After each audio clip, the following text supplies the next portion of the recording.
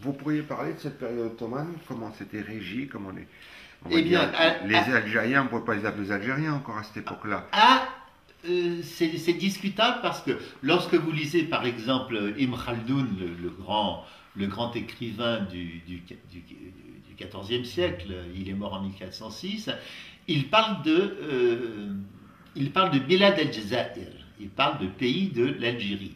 Bon, alors est-ce que ça veut dire dans son esprit le pays de Al-Jazair, des îles, c'est-à-dire d'Alger? Non, il semble que c'est quand même l'ensemble de l'Algérie. Et lorsque le pouvoir ottoman s'installe, la régence d'Alger, qui est reconnue par l'Empire ottoman en 1518, on commence à parler, on voit dans les textes le terme de Dawlat al-Jazair, c'est-à-dire de État d'Alger. Mais est-ce que c'est Alger ou l'Algérie? On ne sait pas.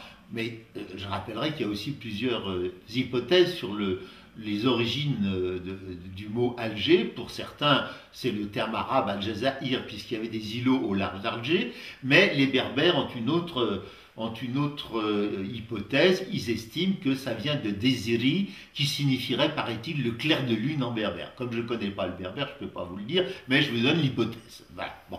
En tout cas, dans les textes en arabe, on parle de Al-Jazair, on parle de Dawlat al-Jazair, et en 1613, pour la première fois, il y a un Français qui écrit dans un texte qu'il y a des Algériens. Il dit il emploie le terme d'Algérien. Donc il semble que de Alger, on soit passé à Algérie dans l'espace de ce XVIe siècle.